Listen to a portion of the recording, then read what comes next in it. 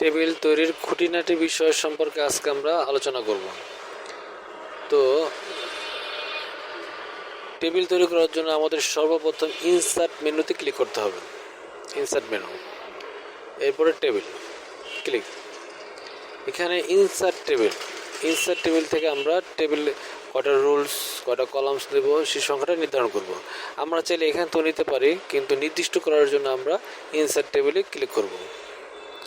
তো এখানে number of columns, কটা কলামস আমাদের দরকার সেটা আমরা নির্দেশ করব এখানে। আর নাম্বার অফ রোলস, কটা রোলস আমরা এখান থেকে নেব সেই জিনিসটা সংখ্যাটা বসাই দেব।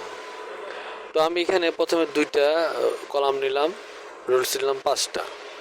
ওকে, আমার এখানে হলো এই যে এই একটা কলাম, একটা কলাম, 2টা কলাম, এখানে 2টা কলাম। তো আর এগুলো হলো রোলস, যেমন একটা রোল, 2টা, 3টা, 4টা, 5টা, এগুলোকে রোলস বলে। আমি আরেকটু পরিষ্কার করে দিই তার আগে। এই যে আমি যদি এই টেবিলটা বাদ দিতে চাই, তাহলে আমাদের টেবিলের এই কোনায় চারোদিকে আরো চিহ্ন যেটা আছে এটা আমরা ক্লিক করব। ক্লিক করার পরে কিবোর্ড থেকে ব্যাক স্পেস চাপ দেবো, চলে গেল। আবার আমি নতুন করে আনি, ইনসার্ট মেনুতে ক্লিক করলাম, টেবিলে ক্লিক করলাম, ইনসার্ট টেবিলে ক্লিক করলাম। আমি কলাম নিলাম 6টা, রোলস নিলাম 8টা। ওকে, এখানে আমাদের কলাম হলো একটা কলাম, 2টা কলাম, 3টা কলাম, 4টা কলাম, 5টা কলাম, 6টা কলাম, এগুলো কলাম। আরো পরিষ্কারভাবে এগুলো হলো কলাম, এগুলো সবগুলো কি কলাম। আর রোলস হলো এই যে নিচে যেগুলো আছে, এগুলো 1টা, 2টা, 3টা, 4টা, 5টা, 6টা, 7টা, 8টা, এই 8টা কি রোলস। হ্যাঁ, একটা কলামে 8টা রোলস, এই একটা কলামে 8টা রুলস, মানে প্রতিটা কলামে 8টা করে রুলস আছে। ওকে, তো আমরা বুঝতে পারলাম যে রুলস হলো নিচে যেগুলো থাকে সেগুলা, আর কলাম হলো যেগুলো পাশে থাকে সেগুলো হলো কলাম। ওকে, এখন আমরা যদি এই যে টেবিলটা নিচ্ছি, এই টেবিলের লেখা যা তাই থাকবে, লেখার সাইজ যা আছে তাই থাকবে, কিন্তু ঘরগুলো বড় হবে। সেক্ষেত্রে আমরা কি করব, টেবিলের এই যে কোনায় একটা বক্স আছে, তো আমরা এখানে যদি মাউসটা রাখি তাহলে 2 পাশে অ্যারো দেখাবে।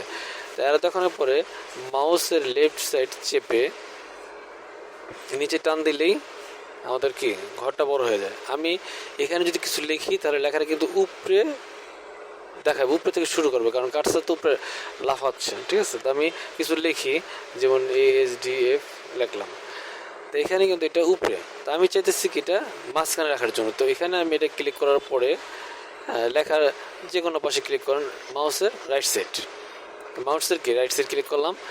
করার পরে এখানে দেখেন টেবিল প্রপার্টিস, করার পরে কি এখানে টেবিল প্রপার্টিস ক্লিক করেন। ক্লিক করার পরে এখানে সেলে চলে আসেন, সেল। এখানে আমি একটা জিনিস বলি, এই যে পুরা এই যে এতটুকু যে অংশটা, এই অংশটাকে বলা হয় সেল। এই অংশটাকে কি বলা হয়, সেল। হ্যাঁ, এখানে কলাম এবং রোলস মিলিত হয়ে যে একটা ঘর তৈরি হয় তাকে বলা হয় কি, সেল। তো আমার এই সেলে আমি লেখলাম, লেখাটাকে আমি সেন্টার রাখার জন্য সেন্টার ক্লিক করলাম, সেলে আসার পরে সেন্টার ক্লিক করলাম। ওকে, লেখাটা কিন্তু চলে আসলো। এখন আমি চাইতেছি এই লেখাটা মাঝখানে রাখার জন্য, তো সেক্ষেত্রে কি করবো, এখানে রাখার পরে এই যে এখানে সেন্টার Ctrl+E দেওয়ার পরেও আপনারা সেন্টার করতে পারেন, বা এখানে ক্লিক করলে এটা সেন্টার চলে আসবে। তো আমরা এখানে এগুলো যদি সব একসাথে করি তাহলে কি করতে হবে, আমাদের এই যে এখানে সিলেক্ট করতে হবে, সিলেক্ট করার পর রাইট সাইড ক্লিক করতে হবে। রাইট সাইড ক্লিক করার পরে আমরা টেবিল প্রপার্টিসে চলে আসবো। টেবিল প্রপার্টিসে আসার পরে সেলে আসার পরে আমরা সেন্টার, এরপরে ওকে। তারপরে আমরা করব কি, এখানে সেন্টারে ক্লিক করব, তাহলে আমাদের প্রত্যেকটা লেখা কি হবে, সেন্টারে চলে আসবে। প্রতিটা লেখা কি সেন্টার চলে আসবে। প্রথমটা আমাদের করা দেখে এই জন্য আসতেছে এটা। এই যে প্রথমটা একবার তো এটা হয়েছে, এই জন্য যখন অবস্থা যে প্রত্যেকটা এখন আমাদের সেন্টারে চলে আসলো। ওকে, এই গেল আমাদের মানে টেবিলটা কিভাবে আমরা লেখা শুরু করব ওটার সেট আপটা।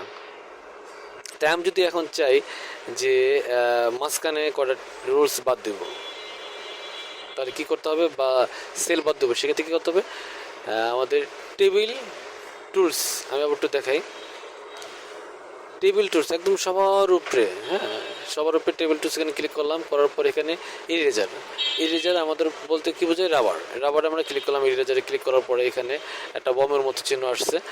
তা আমি এই যে সেলটা বাদ দিতে চাই, এখানে ক্লিক করলাম, চলে গেল। এখানে ক্লিক করলাম, চলে গেল। এখানে ক্লিক করলাম, চলে গেল। হ্যাঁ, তা আমাদের যদি প্রয়োজন হয় এখান থেকে ক্লিক করলাম, এভাবে চলে যাবে, সমস্যা নাই, চলে যাবে। এরপরে প্রয়োজন, এটা শেষ, এখানে আমরা ক্লিক করবো, ইরেজার শেষ। আবার যদি আমাদের কোনো সেলের প্রয়োজন হয়, মানে নতুন একটা সেল দাগ টানার জন্য, তাহলে আমরা কি ড্র চাপ দেবো, ড্র চাপ দেওয়ার পরে এই যে এখান থেকে মনে করেন আমি এখানে একটা করবো, সেল টানবো, দাগ টানবো, তাহলে এখান থেকে আমরা কী করলাম, এখান থেকে এভাবে টান দিলাম, ক্লিক শেষ। এরপরে আমি ড্রতে ক্লিক করলাম, ওকে, আমার কাজ কিন্তু শেষ।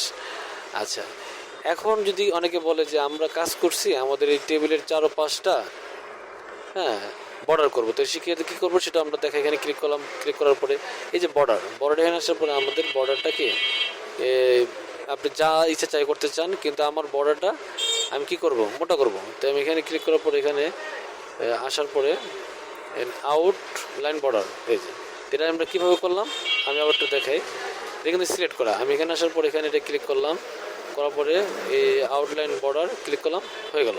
তাহলে আমাদের কাজটা কীভাবে হলো, এই যে select option, table select option click করলাম, মানে চারপাশে আরও চিহ্নটা ক্লিক করলাম, করার পরে এখানে আমরা এখান থেকে এই যে আপনার লাইন উইথ, এখানে আসার পরে আমরা এখান থেকে নির্দেশ করলাম এই যে চিহ্নটা, হ্যাঁ, এই যে এখানে আপনার লগা 1/2 পিটি, এটা ক্লিক করলাম।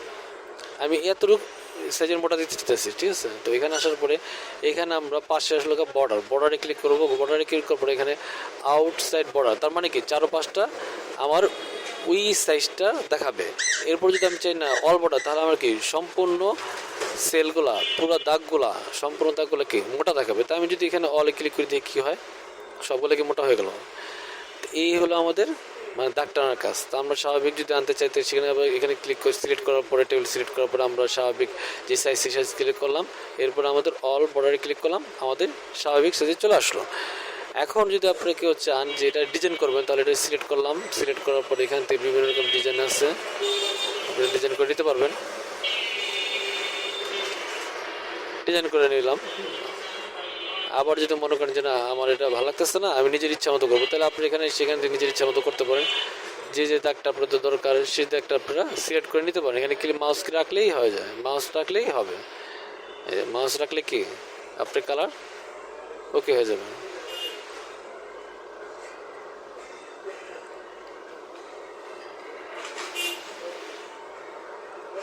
তো এইভাবে আপনারা কাজ করার চেষ্টা করবেন। আর যদি মনে করেন যে হ্যাঁ সমস্যা হচ্ছে, আমাকে নক করবেন, আমি চেষ্টা করবো আপনাদের সম্পূর্ণভাবে ক্লিয়ার করে দেওয়ার জন্য।